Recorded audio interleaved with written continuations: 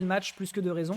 Donc écoutez, ça va être la grande surprise de ce soir. On sort la outfit bleue qui, il faut le dire, est l'un de ceux qui a le plus de flow sur le personnage face à Megaman en skin classico. Bah écoutez, c'est bagarre, allez on y va. Et évidemment, neutral, projectile, on a les Fayaga into les petits lemons. Avec tout de suite par contre une entrée en offensive de la part de Pingoléon qui se fait rapidement punir. Bon c'est minime mais au moins le message est passé, il pourra pas l'approcher si simplement que ça.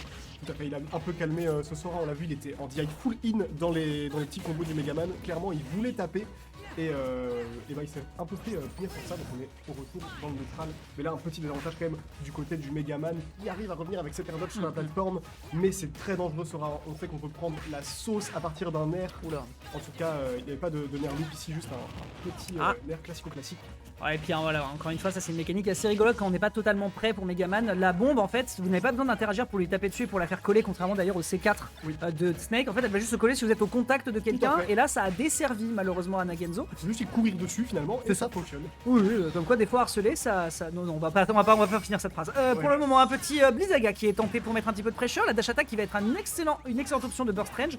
Le backer pour essayer de couvrir, rien de bien convaincant. Pagoléon qui couvre beaucoup, mais ça fait pas encore mouche. Ça va quand même réussir à court-circuiter un peu ce neutral qui est proposé par Nagenzo, mais on n'est pas encore à ça de mettre le cyborg à la casse. Tu l'as dit, et là, mine de rien, c'est assez serré parce que certes, on a 140% du côté du Megaman, mais maintenant, on va un peu sortir des confirmes de Sora, j'ai l'impression. Il va falloir trouver des petits hits nature à base de PRB ou bien ce backer, finalement, qui fera la paire. En fait, c'est pour ça qu'il a fait ça tout à l'heure. J'aime bien le brain move. En fait, le brain move est rigolo. Je me demande si l'idée c'était de se dire bon, bah en fait, il s'est trompé, je vais pouvoir revenir tranquille sur le stage. Et en fait, il y a un backer qui sort derrière parce que le Tondaga est pas si laggy que ça une fois que l'adversaire y est pas préparé. En fait, ça fait 2 fois qu'il nous fait ça tout à l'heure. Déjà, il est allé off stage pour edgeguard et il a fait un B reverse du côté du stage avec son neutral B, les boucles de feu. Et là, il a fait la même chose pour se retourner et mettre son backer. Donc, assez sympa. Bah de toute façon, Pingoléon, ça fait un moment qu'il persiste sur le perso, hein, donc je comprends totalement l'intention. On va pouvoir revenir, on se prendra malheureusement ici ce Tondaga de son côté. C'est bien joué de la part de Pingoléon, qu'il faut le reconnaître, est en train de nous faire une couverture. Je sais pas s'il est sponsolitri. Par contre, Nagenzo sur l'offensive trouvera cet up smash. C'est aussi le problème de Sora, c'est que c'est dans les airs, donc au niveau des options défensives, c'est soit l'air dodge et c'est tout en fait. T'as pas de bouclier pour pouvoir t'extraire. Donc là, en l'occurrence, c'était bien joué. Nagenzo qui reprend un peu de souple, mais 102%. Malgré le poids du perso, il va falloir briller pour pouvoir s'en tirer. Effectivement, peut-être qu'il voulait juste briller, mais en tout cas, là, il va falloir le faire plus que le vouloir, parce qu'on a quand même un sacré retard du côté de Nagenzo. Mais pour l'instant, on survit, on se retrouve un peu dans la même situation qu'à la première fois, c'est-à-dire que là, on sort un peu des confirmes, il va falloir un petit kill nature du côté du Sora, une vilaine hitbox, quelque chose comme ça. J'ai l'impression qu'il y a un peu tout petit... Oh, la vilaine dodge. Ouais, et il avait plus de saut. Ouais. C'est dommage, on peut s'en vouloir parce qu'on aurait pu gratter quand même, et là maintenant ça va être compliqué de revenir dans ce match, mais rien n'est joué, ce n'est que la game 1 dans tous les cas. Oui. On sent que Nagenzo quand même découvre un peu petit à petit, commence à un peu punir les approches de Pingoléon qui arrive beaucoup par les airs, tu l'as dit, c'est son perso qu'il veut aussi, évidemment. Ouais, on l'a senti là à plusieurs reprises, il y a plusieurs interactions dans lesquelles Nagenzo a des coups d'éclat avec Megaman, et là Pingoléon de son côté, bah écoute, on essaie un petit peu d'attendre, de prendre l'erreur, après on a justement Nagenzo qui circule comme pas mal sur les plateformes justement pour essayer de surprendre un peu, le dernier qui n'aboutira à rien, on est patient. Nagenzo. Bon, malheureusement on est revenu au neutral, mais il a bien gratté. Il aurait pu y avoir un drame sur cette plateforme. Et là s'il arrive à trouver un kill assez rapidement, et ben on revient complètement even.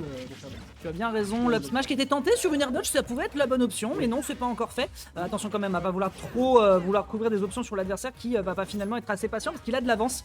Et avoir de l'avance, forcément, ça veut dire que c'est l'adversaire qui doit rattraper son retard. Et quand on sait que le DESA d'un Megaman est très très bon, faut pas non plus trop vouloir abuser en pensant qu'il va te rentrer dans les gencives. C'est un rythme qui est chouette, ouais. La bombe collée sous le stage, oui, ça fait du mal. Dégueu, attention, c'est des setups crado ça, parce qu'après c'est un downer très bon sur Yuken avec le rotor, ça c'est juste merveilleux ce qui nous est fait. 76, tu veux savoir le pire, c'est que si ça se passe avec des approximations de la part de Napoléon 1er et qu'il est patient, ça peut être carrément even.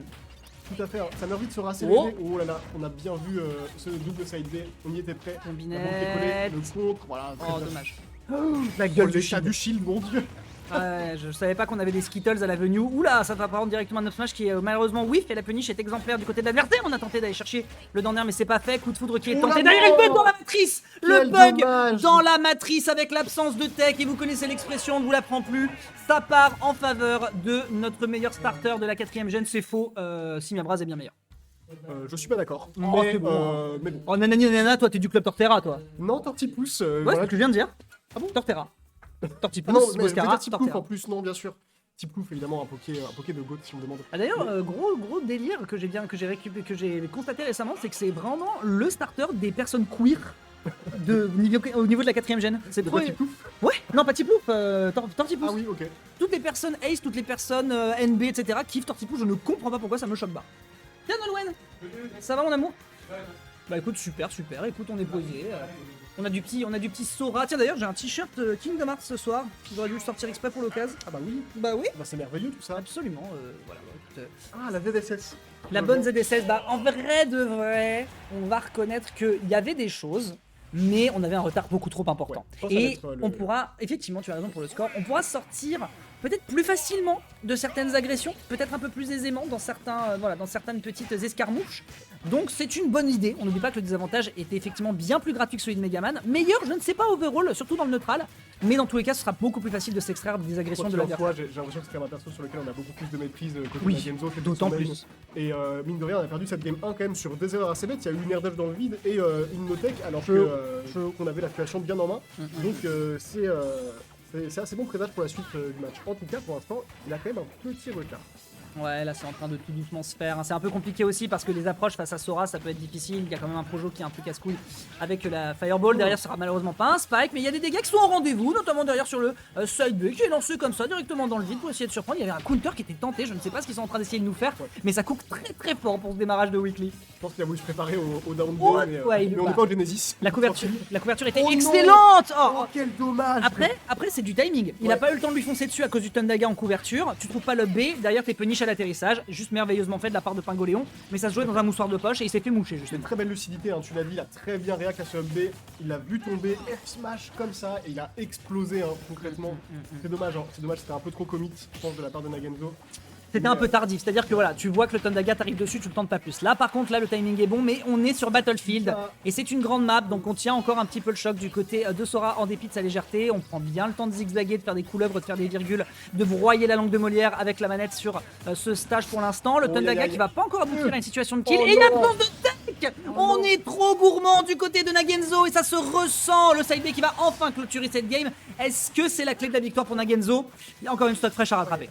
Ouais, ça va être dur, hein. C'est dommage, je suis pas sûr, j'aimerais bien revoir cette animation de texte, il me semble que c'était rouge, mais ça me surprend que ce soit impeccable. Oui, c'est vrai. Je pense que c'était impeccable, mais bizarre, à revoir. En tout cas, c'est une stock complète de retard maintenant pour Nagenzo, qui a du mal à trouver la réponse contre Sora. On se précipite un peu, on tape dans le field, et là on trouve les bonnes loops. Ouais. On va finir ce match et on passe le micro à quelqu'un d'autre, t'inquiète. Comme ça, je tape sur Shikamun Timo aussi juste après. Oh là là, ça c'est le whip grab. Ok. Alors peut-être, dommage. Ah, Après le deuxième EP, on aurait pu trouver quelque chose après pour concrétiser. Mais bon, on parle quand même d'un Sora qui avait 19%. Donc ça va être très dur. Ouais. Très très dur, il faut être bien patient, bien shield. Et regarde les têtes, ce shield sur cette glace. La brècheur du Bizaga est vraiment violente, hein, donc t'es obligé d'accepter. Il y aura quand même un peu de punish qui sera pris du côté de Nagenzo qui tente en délayant le plus possible pour surprendre le timing adverse. Derrière le Tundaga qui passe sur la plateforme, ça c'est une très bonne connaissance de situation, reconnaissance de situation qui est faite par notre joueur de la mercenaire spatiale qui malheureusement ne va pouvoir atterrir face à cette dash attack avec toutes ses frames actives. La pointure 72 de Zora qui va calmer un peu ses offensives.